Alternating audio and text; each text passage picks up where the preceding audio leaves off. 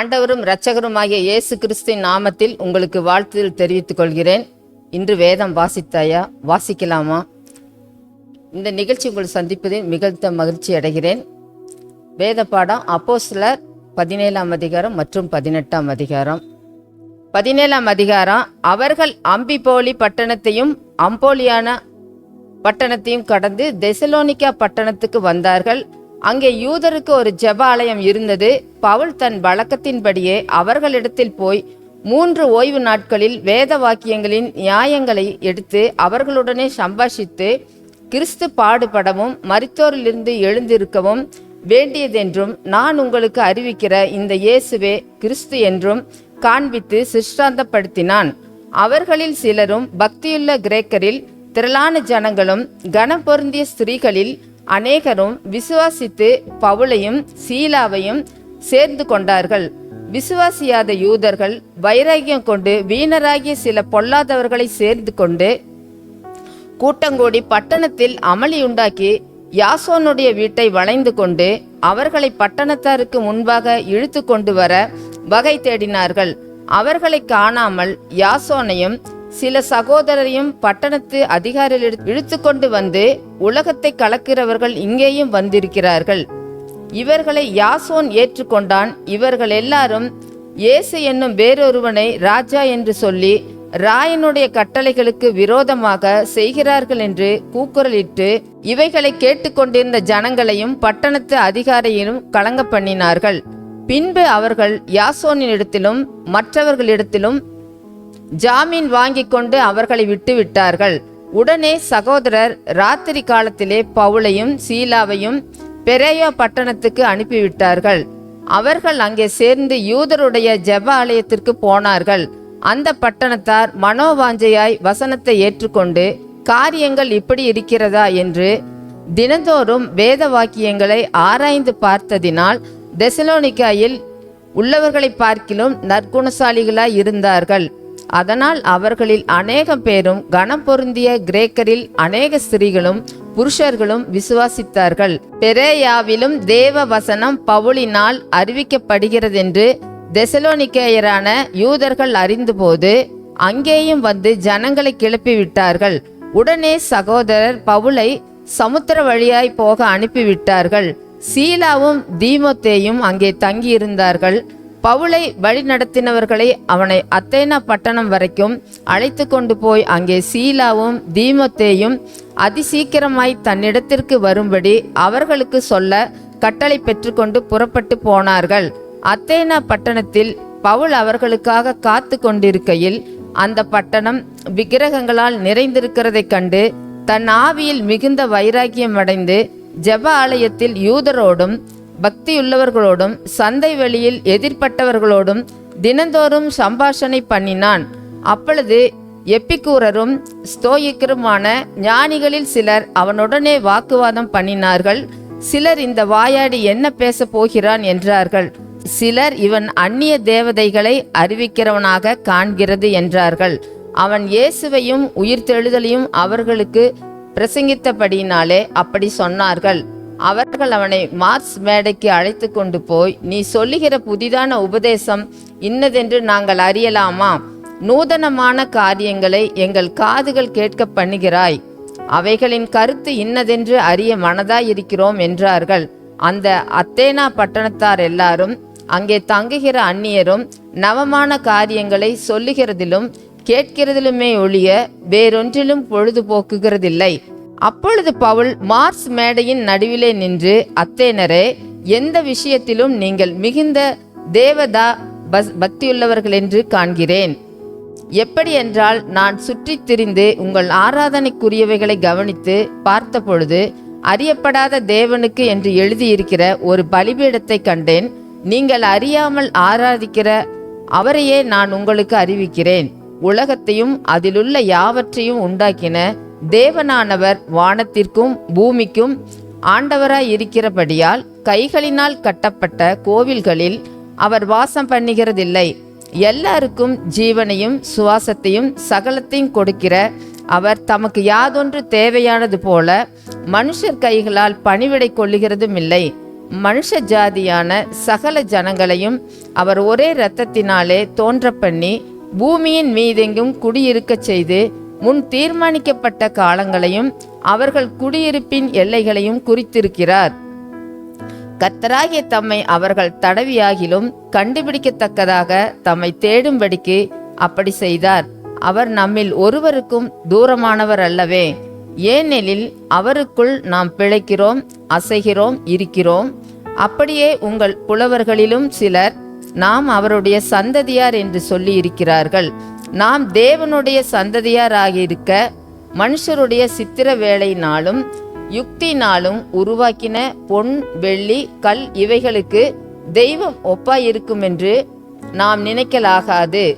அறியாமையுள்ள காலங்களை தேவன் காணாதற் போல் இருந்தார்.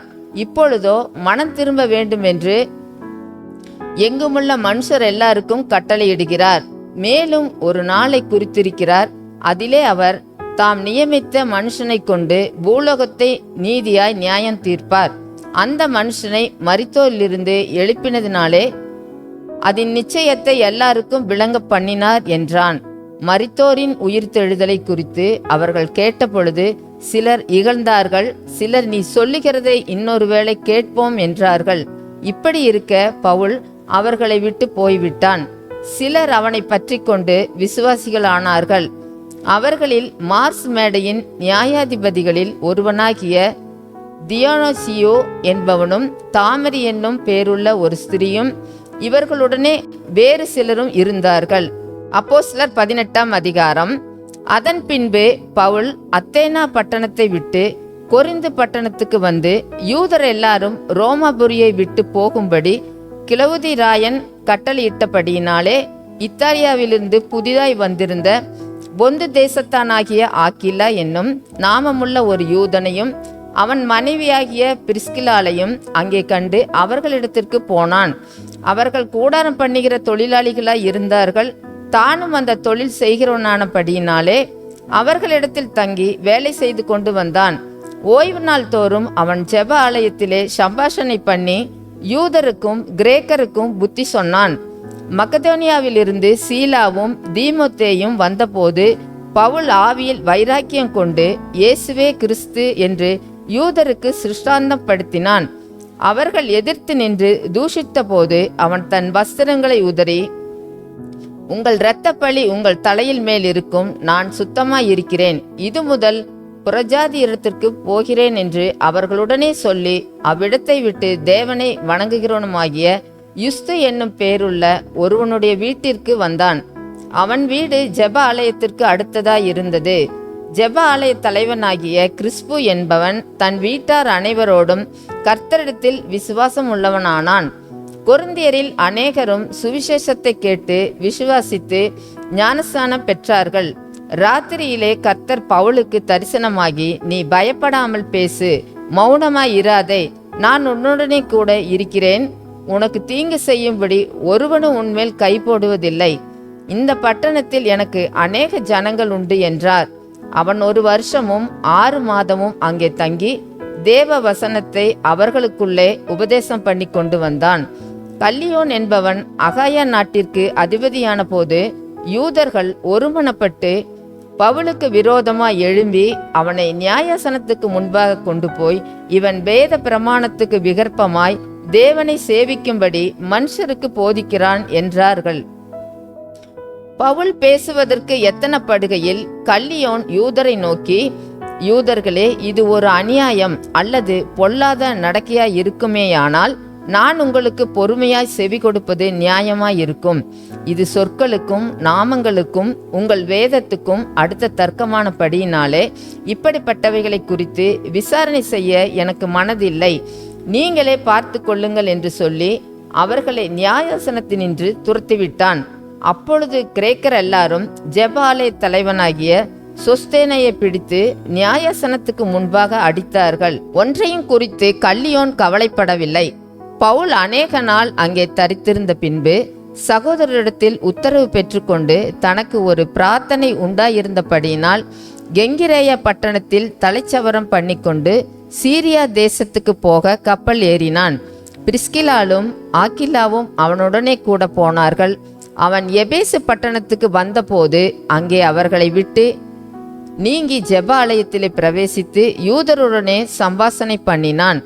அவன் இன்னும் சில காலம் தங்களுடனே இருக்க வேண்டும் என்று அவர்கள் கேட்டுக்கொண்ட போது அவன் சம்மதியாமல், வருகிற பண்டிகையிலே எப்படியாயினும் நான் எருசலேமில் இருக்க வேண்டும், தேவனுக்கு சித்தமானால் திரும்பி உங்களிடத்திற்கு வருவேன் என்று சொல்லி அவர்களிடத்தில் உத்தரவு பெற்றுக்கொண்டு கப்பல் ஏறி எபேசுவை விட்டு புறப்பட்டு செசரியா பட்டணத்துக்கு வந்து எருசலேமுக்கு போய் சபையை சந்தித்து அந்தியோகியாவுக்கு போனான்.